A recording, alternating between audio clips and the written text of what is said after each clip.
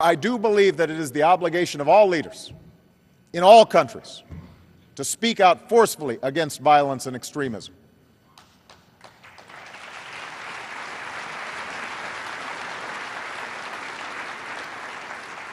It is time to marginalize those who, even when not directly resorting to violence, use hatred of America or the West or Israel as the central organizing principle of politics.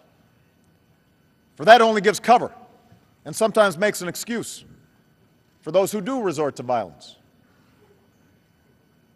That brand of politics, one that pits East against West and South against North, Muslims against Christians and Hindu and Jews, can't deliver on the promise of freedom.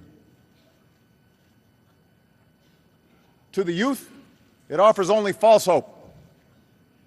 Burning an American flag does nothing to provide a child an education. Smashing apart a restaurant does not fill an empty stomach. Attacking an embassy won't create a single job.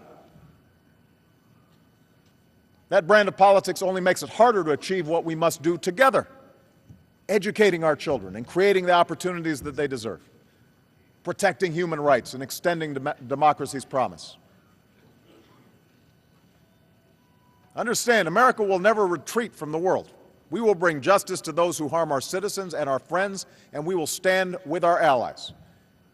We are willing to partner with countries around the world to deepen ties of trade and investment in science and technology, energy and development, all efforts that can spark economic growth for all our people and stabilize democratic change. But such efforts depend on a spirit of mutual interest and mutual respect.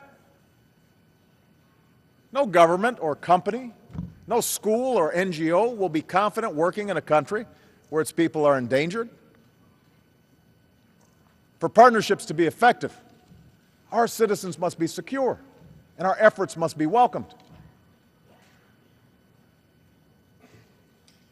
A politics based only on anger, one based on dividing the world between us and them, not only sets back international cooperation, it ultimately undermines those who tolerate it.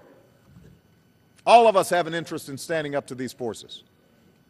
It is time to leave the call of violence and the politics of division behind.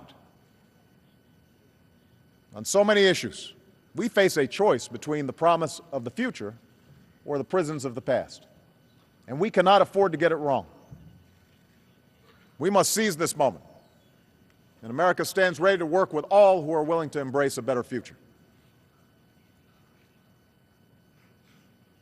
The future must not belong to those who target Coptic Christians in Egypt. It must be claimed by those in Tahrir Square who chanted, "Muslims, Christians, we are one."